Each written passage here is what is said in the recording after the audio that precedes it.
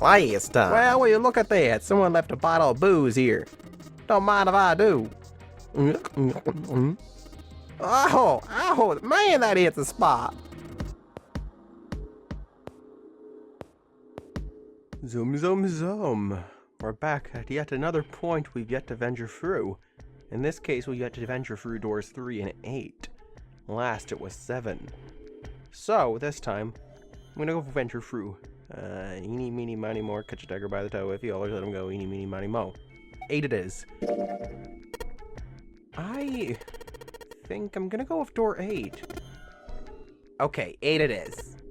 Yeah. Alright then, that means June's gotta go through door 7. What? Why? What? Santa grimaced and muttered angrily to himself, but finally began to explain. If the 6 of us are gonna keep going without leaving anyone behind, there's only 3 ways we can do it. We remember this from last time. Plan A. They're slowly telling us everything. I don't think I can skip through this. They're just giving us the plan, so it's no big deal. And that's it. Those are our only options. In other words, 3 and 4 and 7 and 8 can never go through the same doors. You get it now? As Santa finished, June looked over at Junpei, tears welling up at the corners of her eyes. It's okay, waifu. We'll be back together soon. Oh no, you're saying we aren't going to see each other for a long time. Well, you don't know it's going to be a long time. Junpei felt just as June did.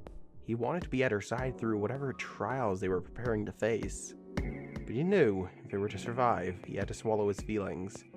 In order for the 6 of them to move forward, he and June had to be separated. He looked at June. He was scared to lose her, but he swallowed, steeled his resolve, and did his best to smile like a true man. Hey, come on, you're making it sound like we're never going to see each other again. It's just for a little while. It's not like we're split up forever.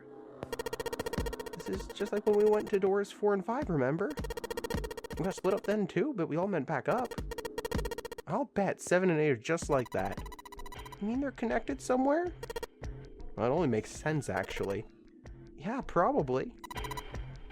Probably. She didn't sound very hopeful. It was 7 that interjected. I'm sure they're going to connect somewhere, like I said last time. Why? What makes you think so? If they don't connect, neither team can go through door 9. A terrible design choice. In other words, the game would end right here. Zero's been on top of his shit so far. I don't think he'd blow it now. I'm damn sure that son of a bitch wants to have fun with us as long as possible. You're not gonna end this game until we get through the door 9. Not like he's wrong. The tears were gone, but her eyes were still sad as they looked at Junpei. He met them with what reassurance he could manage. Laid his hand gently on her shoulder. Everything's gonna be fine, I promise. I'm not gonna die, I'm not gonna fall down, I'm not gonna crack my head. It's all gonna be fine. We will see each other again. I promise. June bit her lip and gave him an almost impeccable nod. Or imperceptible. Yes, promise? Her voice was barely above a whisper. Santa's voice shattered the moment, however. Ah, you guys are done right. He stretched and continued. Anyways, that's pretty much it. Clover and I will go into separate groups. I think I'll take 7 and Clover can take 8. Any problems with that, Clover? Clover looked away and was silent for a moment. Whatever. It was more of a dismissal than an agreement, but Santa didn't seem to care. Alright, we're ready to go then. Let's move. Well, at Santa's command, the group split and headed for their respective doors. Santa, 7, and June walked towards door 7, while Clover, Lotus, and Junpei headed for door 8. For a long moment, they stood in front of the door. Then Lotus laid her hand against her chest and turned to Junpei and Clover. Are you ready? Yeah. Yes. Then shall we go?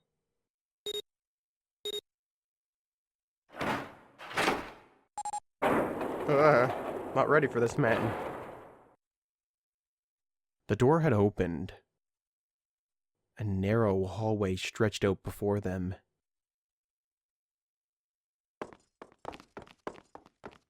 Lotus and Clover leapt through the door. The moment they did, their bracelets beeped. The detonators in the bracelets had been activated. Junpei stepped forward to follow them. But, as he was about to step over that threshold, he stopped. He looked to his left, towards door 7. June stood there, a mirror image of Junpei. She turned and looked towards him. Their eyes met, they nodded. Their farewell took almost 1.5 seconds. Then someone took hold of Junpei's arms and hauled him bodily through the door. Yet again, this time was probably Lotus, right? No, it's not telling me. He heard the sound of the numbered door slam shut behind him. And then the race was on. His bracelet gave a cold electronic beep. 81 seconds left. Hurry it up, let's get moving. Lotus snapped at him and ran to the dead. Well, I would too. Come on, we don't need you dead. We need you, kind of, somewhat.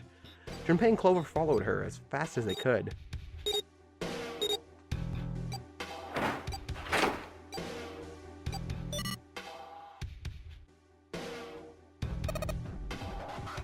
Oh.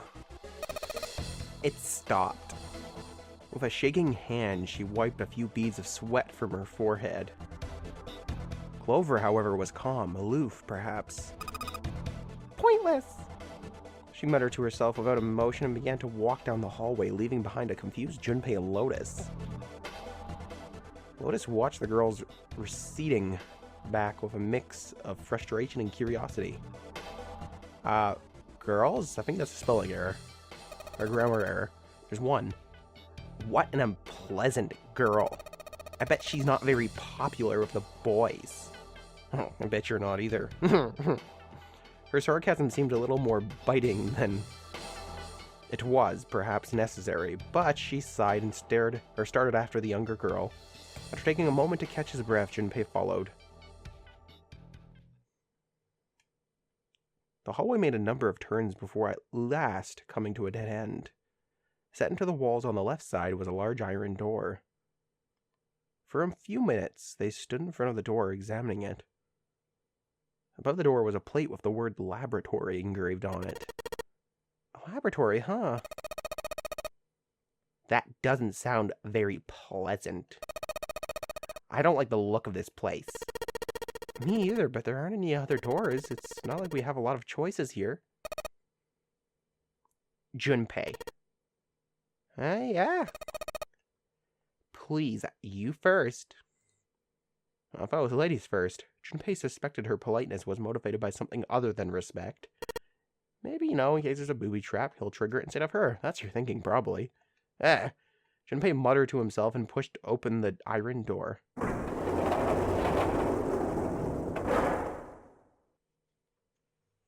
And what is beyond iron door? His first steps inside were tentative and careful, but as he examined the room, it became clear that there was no imminent danger. Lotus followed him in, and Clover brought up the rear. Okay, I don't like the look of this place already. The room they found themselves in was divided into two separate areas by a curved wall. A thick glass window built into the wall made it possible to see the other side of the division. Junpei walked to the window and looked through. What the hell? Wasn't sure what else to say.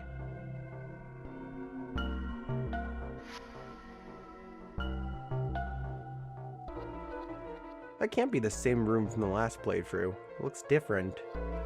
In the center of a room shaped like a quarter circle, a mannequin lay on what looked like a medical exam table. That looks so creepy.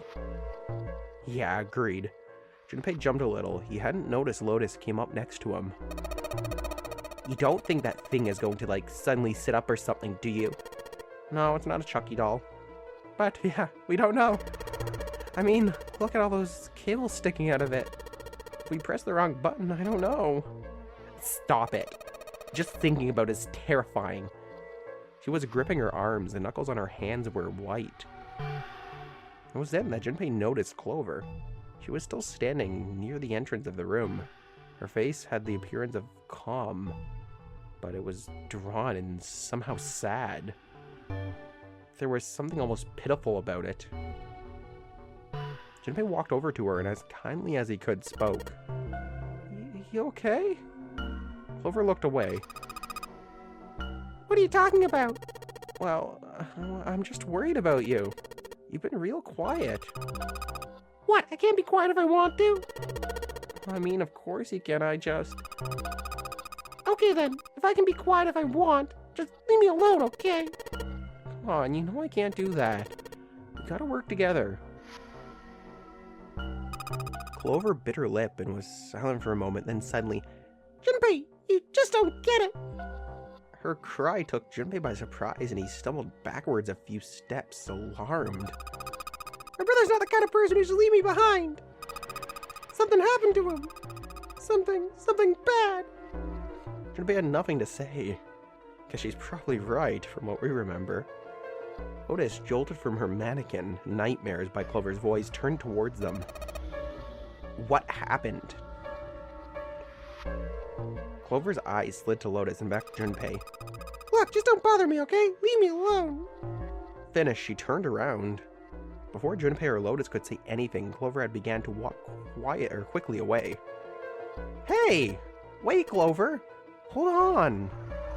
You might as well have been talking to a wall or the mannequin down below, for all the notice she took of his cries. Not even slowing down, she made for a doorway cut in the wall in front of her. Without even slowing down, she passed through the doorway. Oh, god damn it! Traps galore! And without warning, an iron grate fell from the ceiling like a portcullis, sealing Clover in. What the heck? What's going on here? Clover grabbed hold of the iron bars and shook them as hard as she could. Sadly, she's not 7, she's not breaking through those. Hang on! I'll get it open somehow. Junpei grabbed the bars and pulled. In a moment, Lotus joined him. The three of them pulled as hard as they could, but...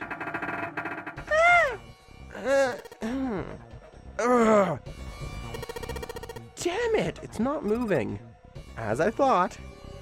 Wait! Are you just gonna give up just like that? No, I'm not giving up. Chill. There's gotta be another one of... This has gotta be one of Zero's puzzles. If it is, then there's got to be a way to open it. Junpei nodded. Just what I was thinking. Now all we gotta do is find it. Lotus and I can look around here, Clover. You're going to have to see if you can find anything in there. Oh yes, I'm on it! Well, that's a creative puzzle. I didn't expect a portcullis or gate to slam down behind her. I should have, but I didn't. Seek a way out yet again. Okay, so this is the laboratory. Let's take another look at this real quick. Junpei, do something, please! I will, I'm just... No? Off and examine here then. Okay. Sorry, Clover. A window made of really thick glass. I don't even think a bullet could break it. What is it, bulletproof? A silver handrail. This looks like the control for an electronic door lock. There's a red light on the display that means it's locked, probably. If we can get that light to turn green, then maybe we can get Clover back. Hey, Clover! There's a door over here, too! Wait! I'll be right there! I can hear her over there. Is this door gonna... Damn it! Of course it's not unlocked from that side. Can't open it! Clover! What about your side? It won't work! I can't even move the knob! This looks like the control for some kind of electronic lock. The red light is on. And it's gotta be locked. There's a green light just below it. Although that one isn't lit. I'll bet it'll turn on if we can unlock it, right?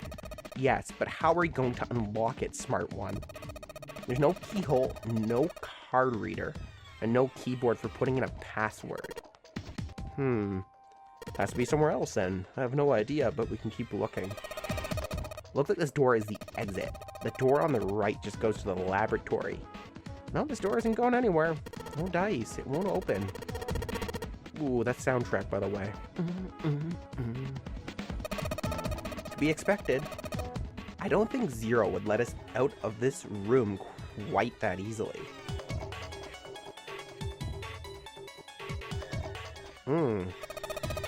There's a lot of stuff here. I don't know if we could use any of these.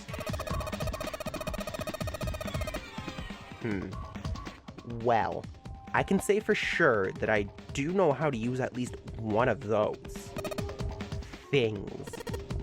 Which one? The one on top.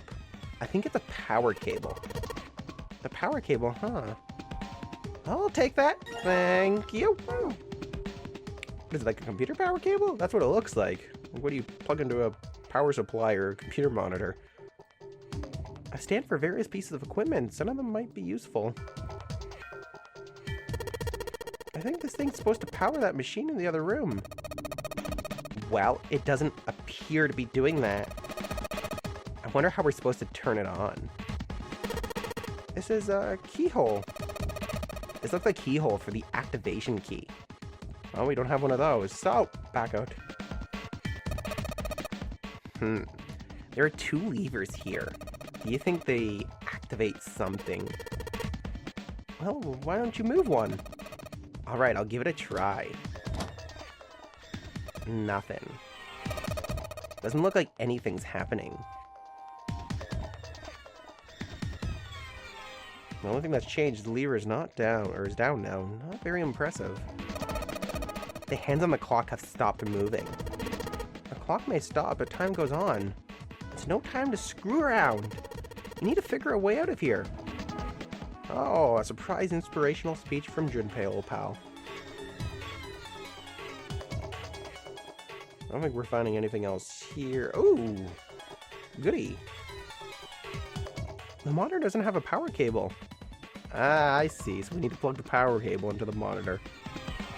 So one end of this cable needs to be connected to a monitor, and the other end needs to be plugged in under the desk. Alright, let's just slip you in and... Oh, well, shoot, I can't use this. What's wrong? This cable has 3 prongs, but the socket only has 2 holes. It's not going to fit, is what I'm saying.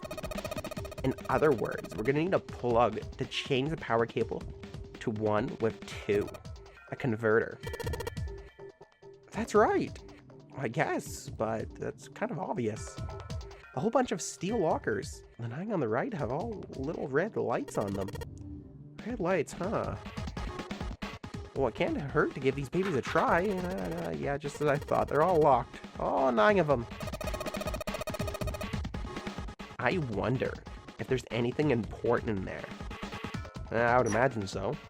Oh, cool. Ethanol. Well, that's not a bad find, if I do say so myself. Well, I guess that's all there is. These lockers are a little larger than the ones on top. Let's see if there's anything useful in here. Nothing. Well, of course there's nothing. It's a cardboard box. There's some papers and stuff in it. What's in the box? It looks like it's quite full. As far as I can tell, it's a bunch of notes about some kind of experiments, but it's all really technical and stuff. I don't really get it. Huh. I think I've looked at everything.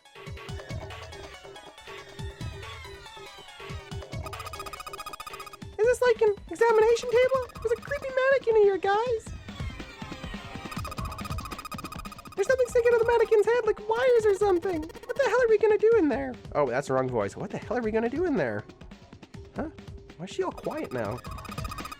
They were doing experiments on humans. Probably.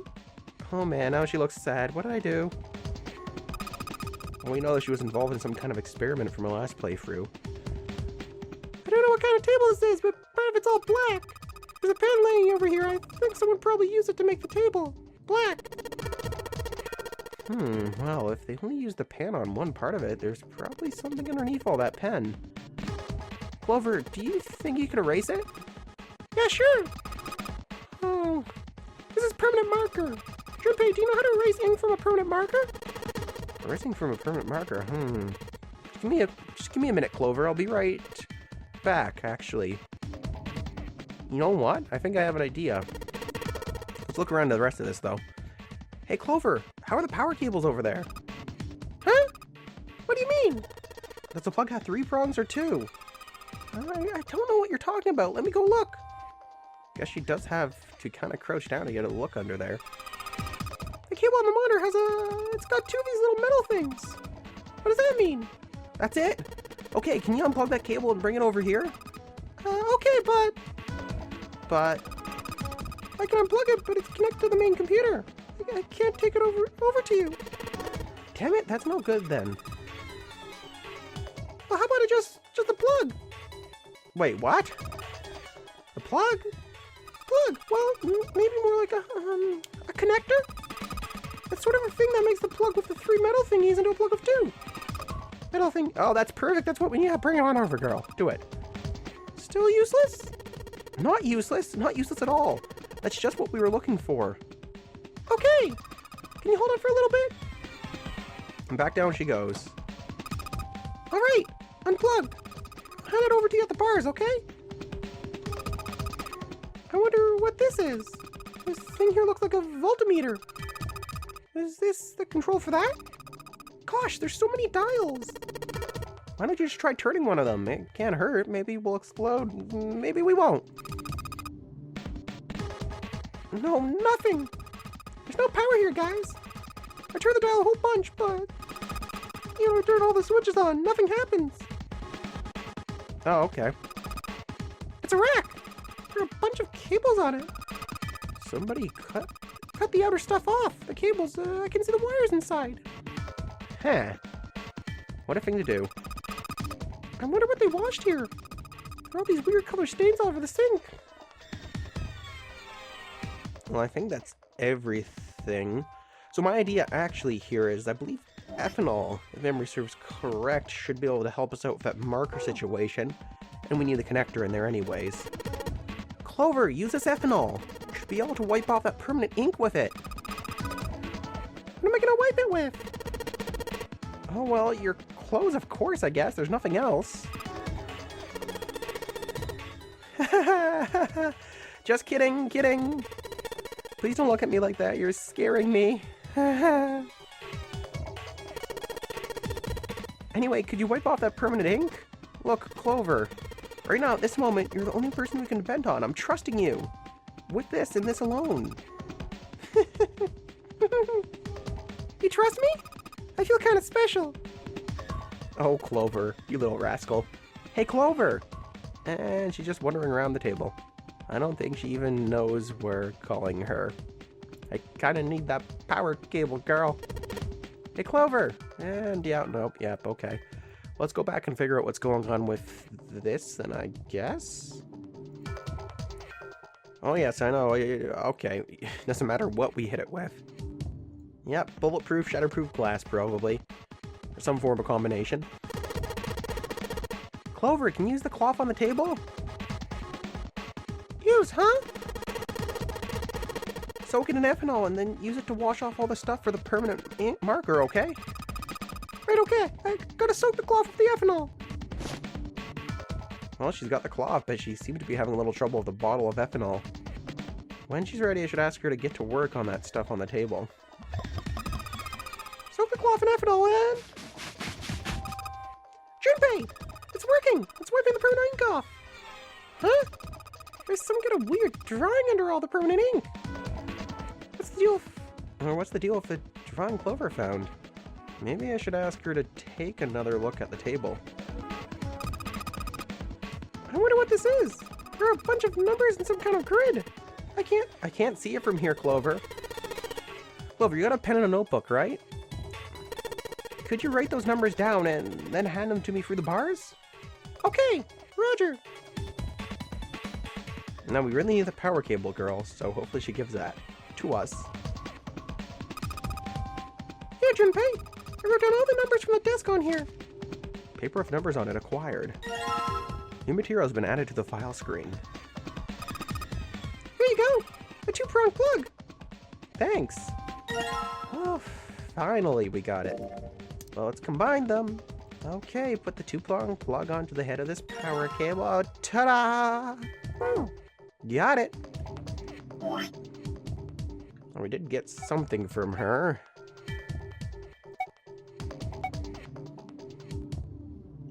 Ah, Clover's notes. That's what we need.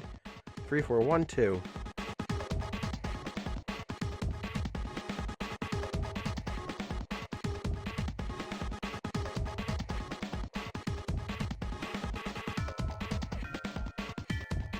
Huh. Okay. That'll probably make more sense in a moment. Let's go see what this stupid power monitor has to do with this. Alright, I've got the two-pronged power cable in my hand. I'm pretty sure this will work. And under the desk I go. Let's just plug this thing into the monitor. Alright, that ought to do it. Alright, let's turn the power on. I don't think anything's going to happen. Why not? Well, it's not connected to the main computer. You never know until you try. Well, she's not wrong. Pretty optimistic, aren't we? Junpei pushed the button on front of the monitor. With a soft hum, it turned on. Streams of letters that made no sense to Junpei began to scroll across the screen. He had hoped it would turn on, but he hadn't expected this. Huh? It's actually working? So it would seem. Isn't that kind of weird? What? Well, it's not connected to the main computer, right? There's just this keyboard and monitor. The only cable connected to this thing is the power cable we just plugged in. So why is it working? Maybe it's a wireless display. Clearly this was a reasonable explanation to Lotus. A wireless display? Yes, it connects to your computer wirelessly. Hence the name. Well, they do exist. Have you been living in a cave, Junpei? He most certainly had not, but... Is that normal? Well, yes. At least where I worked. Well, you know what? I don't have a lot of wireless devices. The only thing close to that I have is, it's like a casting device where I cast my computer screen wirelessly to an HDMI port on my TV. So it's not that common, guys. As they spoke, the lines of letters suddenly stopped and disappeared. The only thing left on the screen was the word pass, followed by a colon. It looks like we need to enter a password. Again? There must be a hint around here somewhere. Could you go take a look? Yeah, I'm on it. What are you gonna do? I'll see if I can do something about this on my own. On your own? Yep, on my own. Go away. Lotus pulled over the nearest chair and dropped herself down onto it in front of the keyboard. Well, for a second she stared at the screen. She kneaded her hands, knuckles popping, twisted her back left, then right. All right, let's kick some ass. Lotus smiled to herself and rubbed her hands together in anticipation. And before Junpei had time to blink, she was typing at an incredible speed, the click-clack of the keys running together like a machine's gunfire. What? Where are your hands? I don't even see them. Junpei was, for once, at a loss for words. Didn't expect that, did you? Of course I didn't. What kind of job do you have? Where are you? Or what are you? I'm unemployed at the moment. I used to work for a cybersecurity firm, but I quit. Why? Lotus blinked. Huh? Oh, it was just, something. She stopped typing for a moment and her face fell. Ooh, it's probably not pleasant then. Did you get laid off? Did she quit for some other reason? There was not an avenue of questioning to be pursued, Junpei realized, and quickly shut his mouth.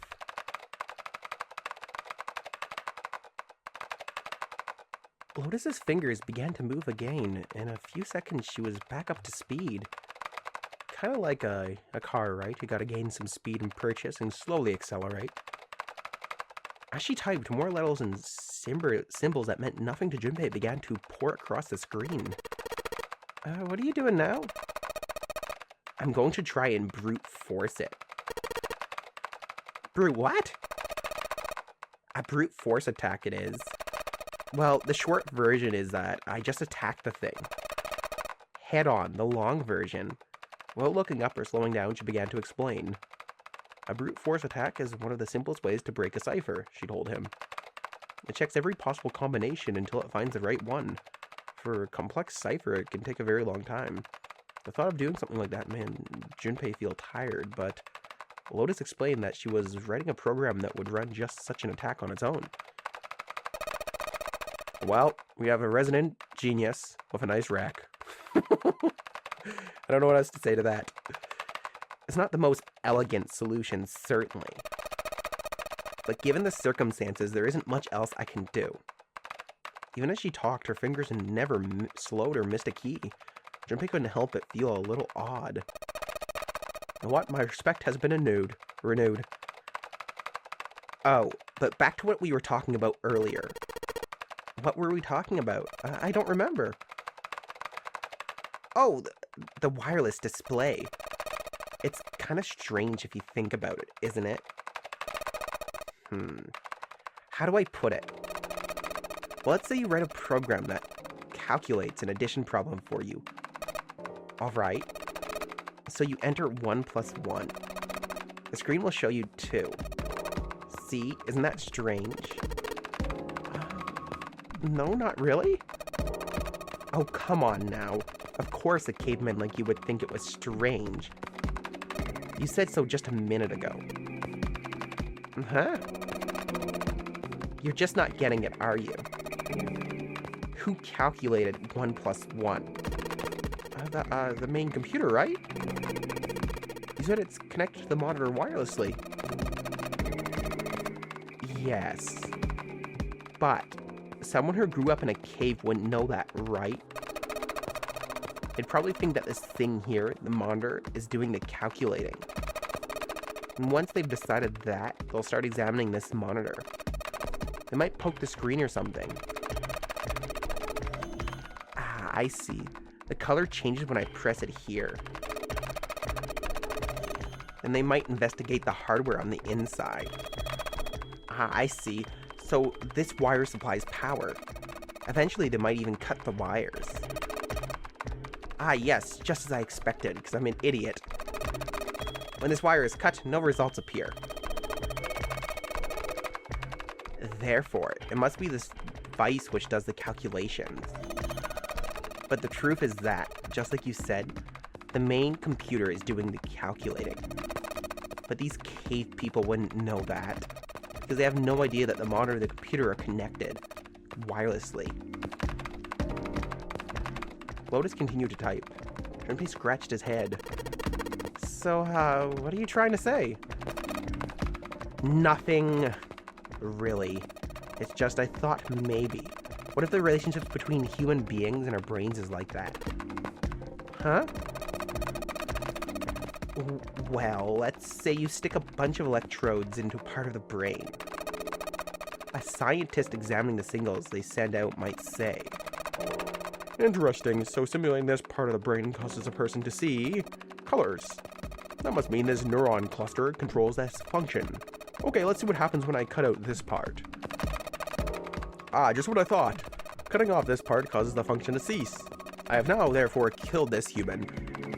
Well, now this human's process might occur in the human brain. You get it? It's just like this monitor. Maybe the brain is just an output device like this monitor. Maybe our thought process actually occurs somewhere else in a main body. We just don't know it. We never even think about it. Just like those cave people wouldn't know about wireless communications. We can't imagine that there's some unknown medium that transfers information into our brains, where we experience that information as thoughts. Junpei didn't say anything, not so much because he had no retort.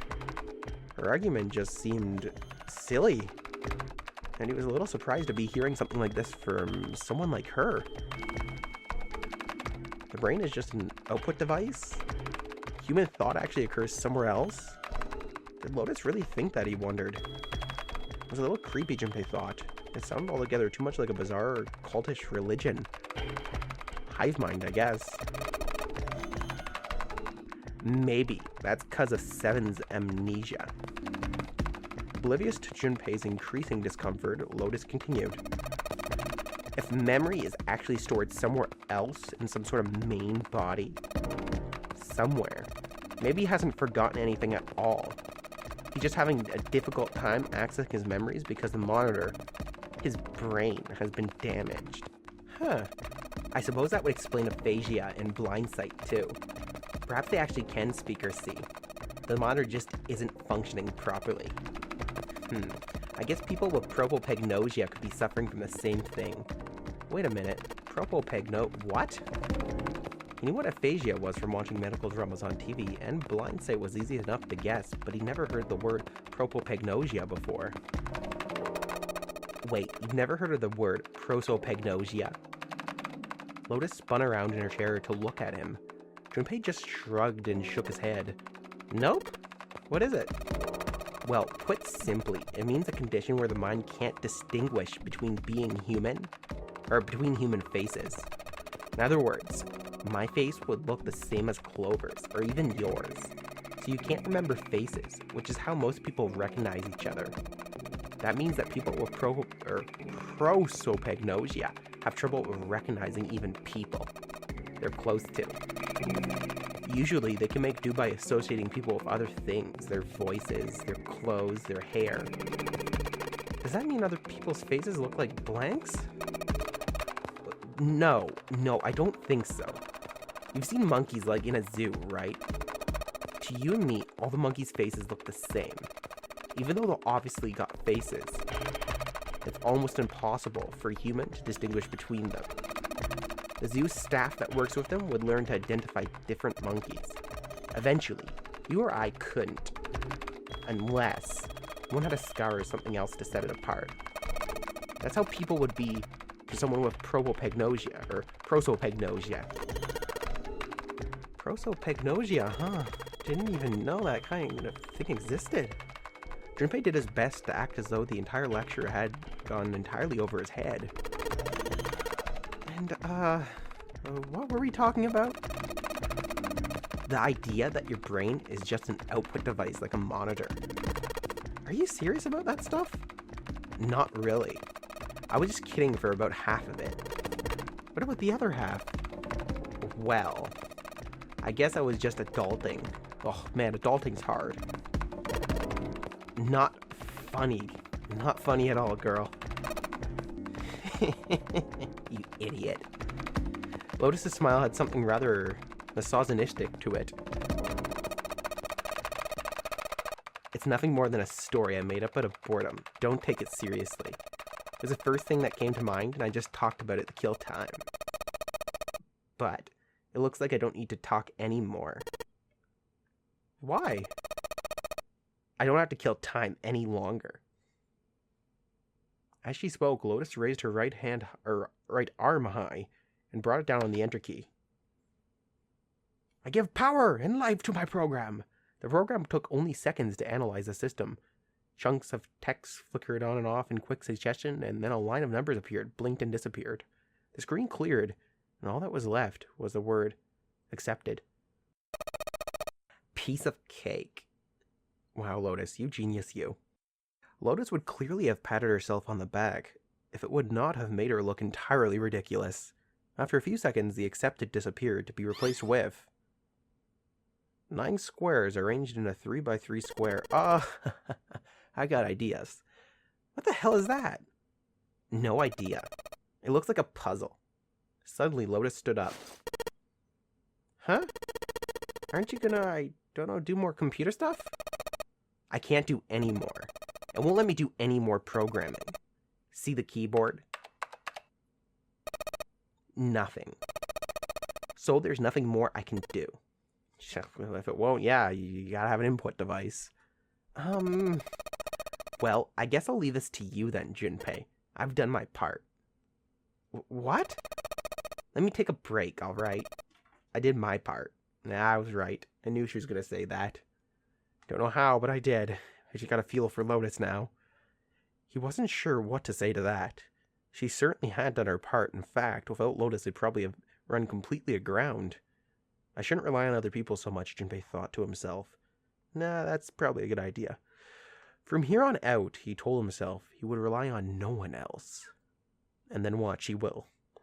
Junpei crossed his arms and stared at the puzzle shown on the screen.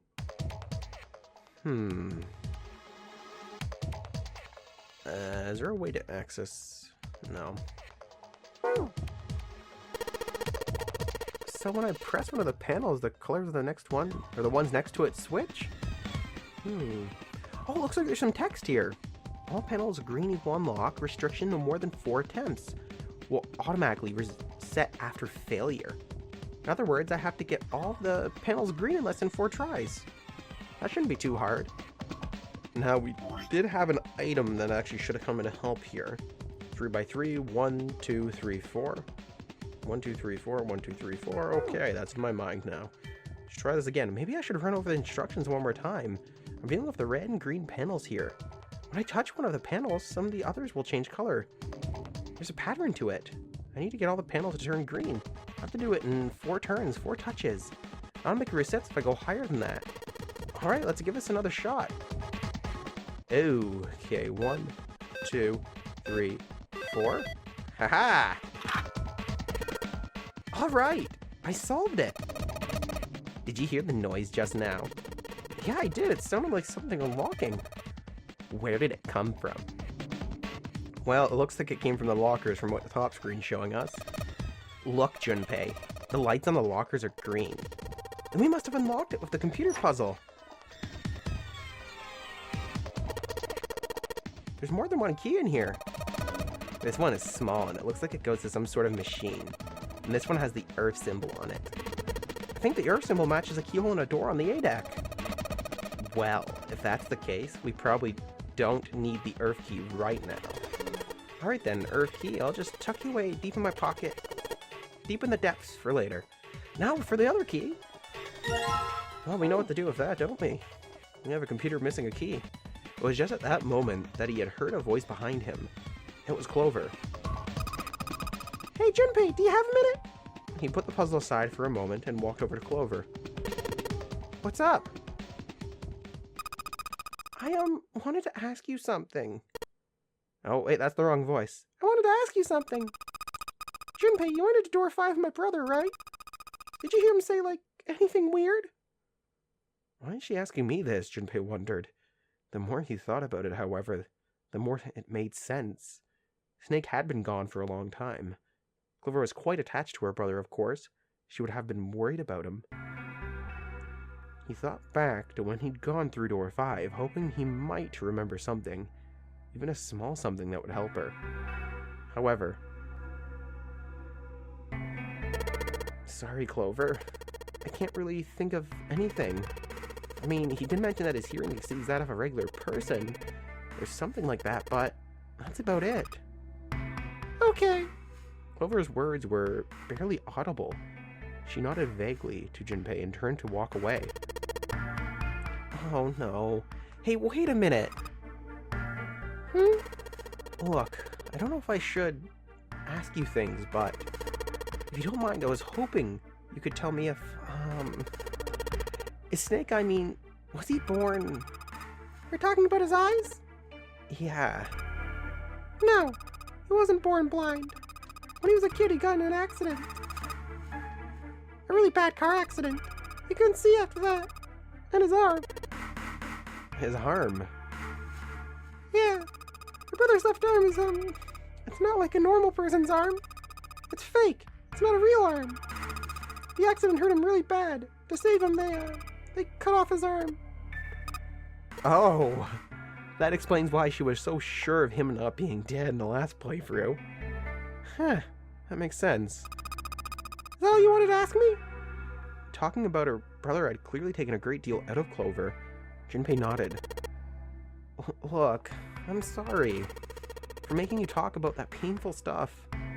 Clover only shook her head and walked down off the stairs.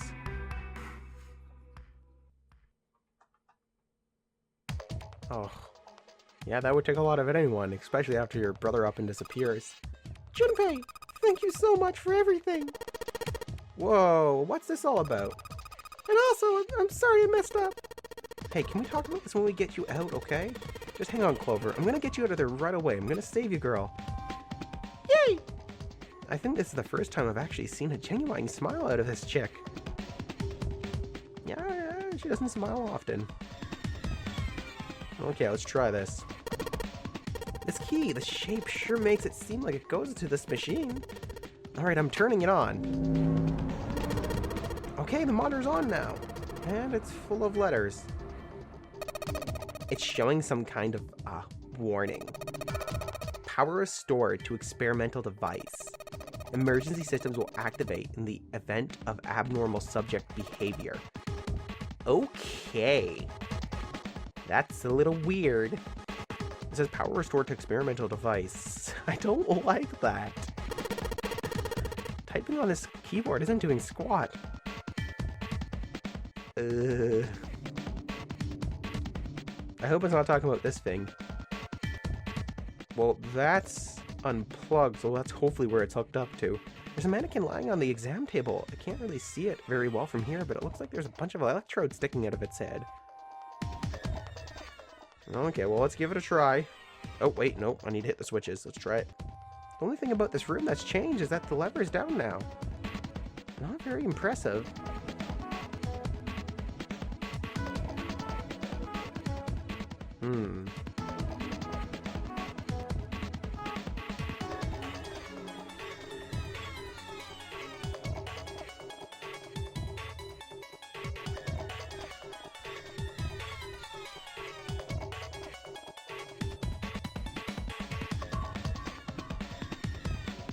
You know what? Maybe if I go back this way, we have to get Clover to do something. That's all I can think of, because I've tried everything in here.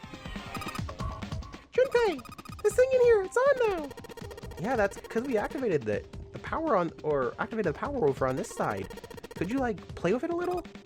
Okay! Yeah! I'll turn this dial here! Turn!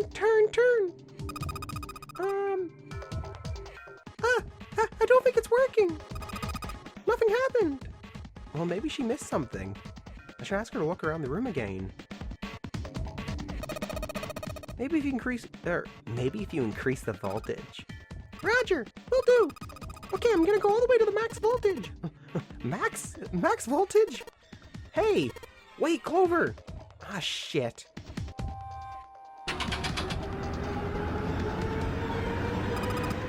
What? I think, Oh, Jesus. Ah! Oh my god! The mannequin's head!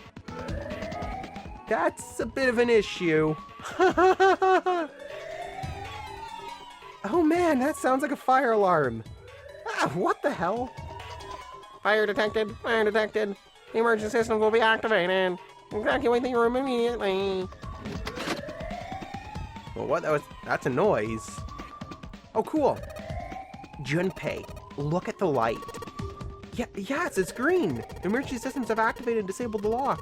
Now we can save Clover. Junpei! Come on, kid, jump. She's safe. Oh man, that smoke is some serious business, though. Time to close this door again, I think. Clover, are you okay? Are you hurt?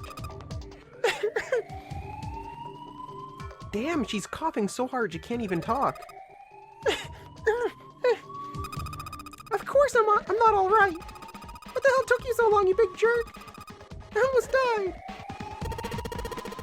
Sorry, I was going as fast as I could. You two can do this later. Right now, we need to get the hell out of Dodge. That fire's not going to stay in that room forever. Yeah, she's right. Bye.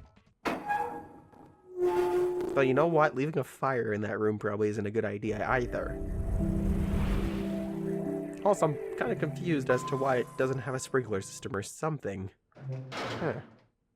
You think experiment room would. Anyhow, Junpei, Clover, and Lotus leapt out of the laboratory, slamming the door shut behind them. All three collapsed against the wall, breathing heavily.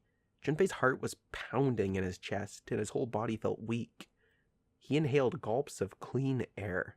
Or clear air in this case. And with each one, he could feel his body begin to calm down. All right, let's go. They nodded to each other and started off down the hallway.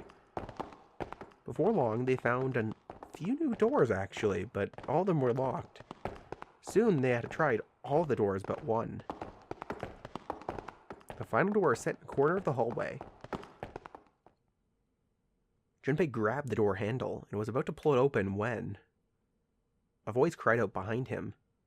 It was neither Clover nor Lotus, but he recognized it. There was no doubt the voice belonged to Jumpy! Jumpy! He spun around. There, at the other end of the hallway, Junpei saw human figures running towards him. Well, that was a little quicker than we thought. 3 of them. June, Santa, and Seven. They stopped short in front of Junpei and his companions, gasping for air. Hey! What are you guys doing here? What? But we didn't... Before he could finish, Clover spoke. Guys, could you come over here? She was standing near the end of a small hallway that branched off to the right. The rest of them ran over to her, curious as to what she'd found. There was something on the wall at the end of the hallway. Oh, a map. Right. A map of the ship's interior. It said C deck in the upper left corner. Most likely, they assumed it was a map for the floor they were on. Door 7 and Door 8. The map confirmed what they already knew. Both doors eventually led to the same hallway where they had found themselves. In fact... Yeah, isn't that what I said? Till we found that 9 door, Zero ain't gonna split us up. We might get separated for a little while, but we'll see each other again. Otherwise, we can't open door 9. That's how the Nonary game works. Junpei looked at the map of the ship's interior again. Well, makes sense. As he looked more closely, his surprise and excitement gave way to wariness. One by one, the others saw what he'd seen. As one, they all moved back towards the door Junpei had only a moment ago been ready to open. He pulled the map of the ship's interior off the wall and put it in his pocket and followed the others. No doubt it will come in use later. The 6 of them stood in front of the door, arrayed in a semicircle. Santa stepped forward. He took hold of the doors and spoke without looking back at the other 5. Ready? I'm gonna open it. They nodded, their silent assent. With a deep breath, Santa threw open the door.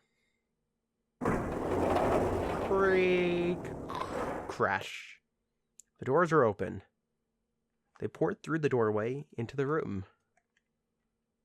Even without looking around, each of them knew where they were. They were just where the map had said they would be. The same room they'd been in not so very long ago. The tremendous central hospital room with empty beds from wall to wall. How convenient. Right back in the same place. That brought us nowhere. Well, I guess Ace is still gonna be good then. I see. I believe I understand what you're saying. And now we can finally skip. Be right back on my starts once we hit a new point. This is all dialogue we've seen before.